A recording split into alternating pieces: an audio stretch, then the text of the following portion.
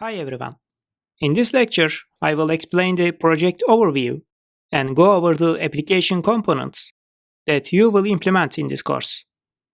So, I will go to Excalidraw website and use it to draw the diagram of our project.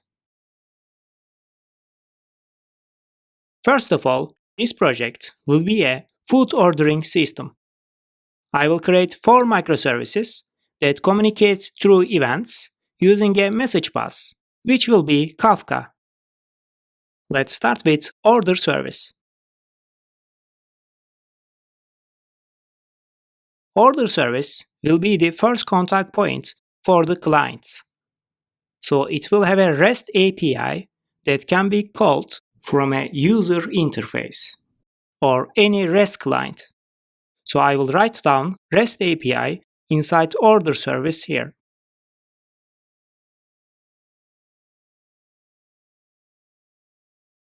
In this course, I will use Postman tool to send REST requests to the order service. So here I'm going to draw the HTTP client, and it will be Postman.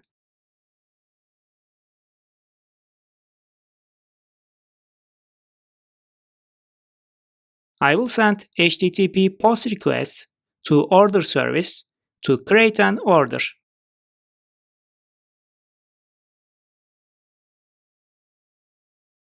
The request body will be in JSON format. Here you see the example JSON request. When I implement the services, while calling the order service from Postman, I will use this input JSON data. As you see, I have customer ID, restaurant ID, address, price, and order items that has the product details. As a response, order service will return tracking ID and status of the order. An order will be created in the pending state. Later, clients will be able to query order service with HTTP GET endpoint and get the latest status. When the order starting to process, the order status will first change to paid and then it will be changed to approved.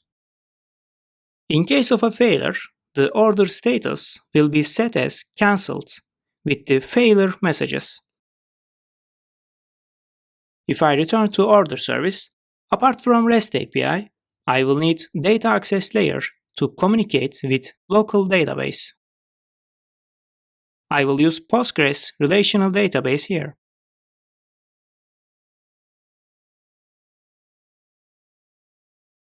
So I will add a database image and relate it with the order service. This is the local database.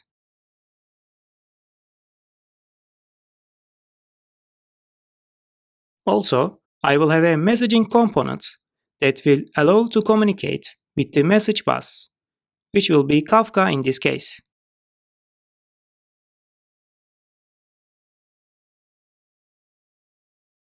This messaging component will publish the events that will be created from the domain layer of order service. So the last but not least component will be the domain logic that will have the business logic of the order service.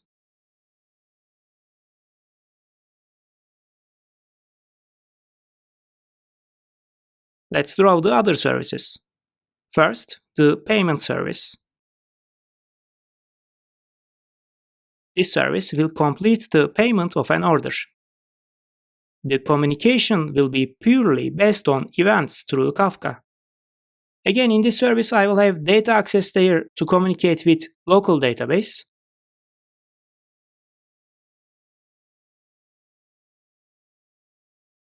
So I will put the database image also here.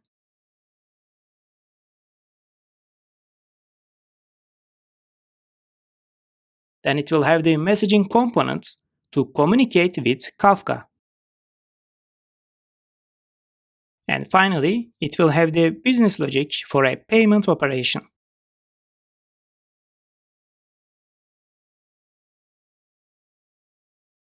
Next service will be the restaurant service. This service will approve an order by checking some business logic like availability of a product. It will again have the data access, messaging, and business logic. The last service is the customer service. At the start of the course, I will use a materialized view in the customer database that will be populated with a trigger on customer table. And I will let the order service to query the customer data directly from the customer schema. This will be possible as I will use the same database instance, although the schemas will be different for each microservice, following the database per service microservices pattern. However, later in the course, I will switch this structure with event sourcing and CQRS using Kafka and move the customer data to a table in the order database. Then order service will read the data from that table.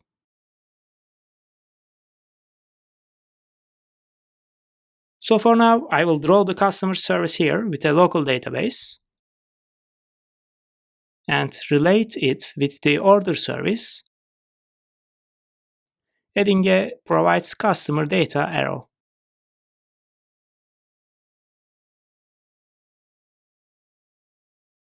Alright, here in the middle, we have a large space left.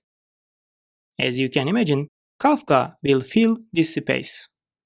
So I will draw Kafka component here. The services will produce and consume events to communicate each other. And they will use Kafka to send and receive these events. First of all, to complete an order process, the first communication must be between order service and payment service. So I will create two Kafka topics, payment request topic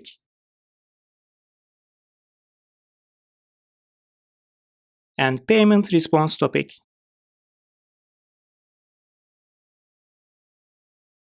Order service will first create the order in the local database. So I will set number 1 on the order service local database to indicate that it is the first step.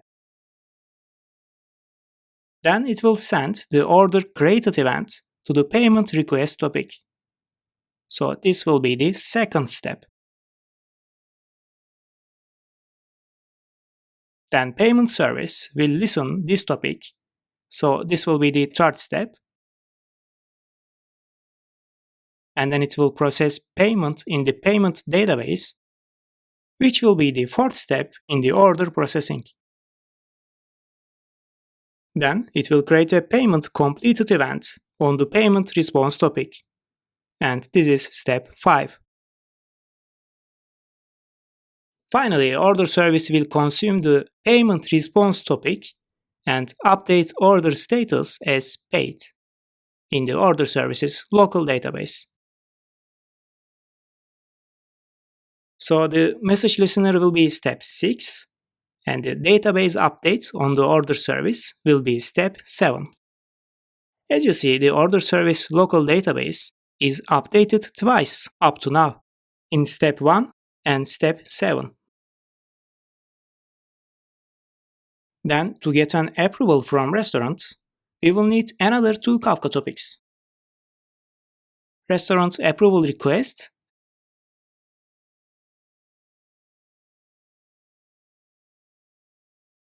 and restaurant approval response.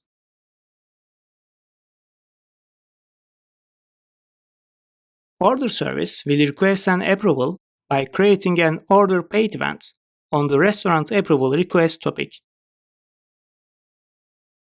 This is step 8. Then restaurant service will consume this topic with step 9 and process approval of order in the restaurant database. This will be step 10. And then it will create a restaurant approved event on the restaurant approval response topic, which will be step 11. Finally, order service will consume the restaurant approval response Kafka topic and finalize the order by setting the status as approved on the order service's local database.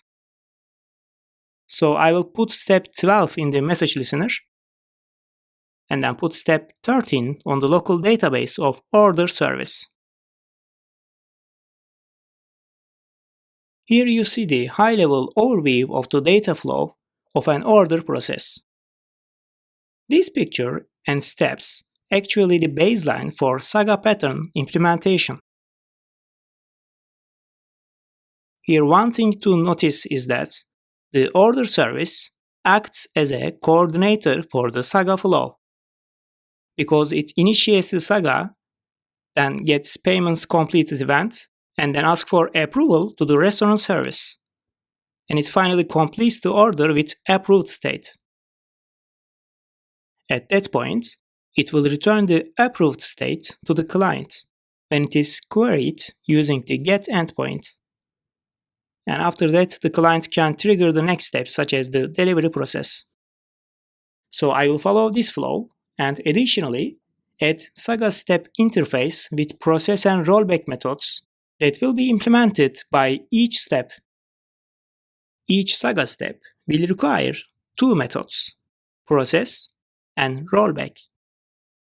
Because in case of failure at any point, previous operations need to be compensated in Saga pattern.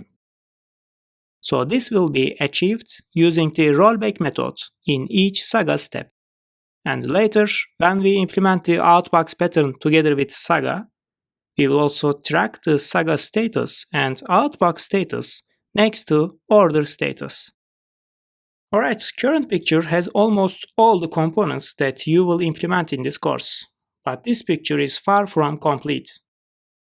To complete it, we need a clear architecture with a well-defined domain logic, and also we need to cover failure scenarios for Saga and CQRS patterns. So let's start improving this architecture. I will do that in the next lecture.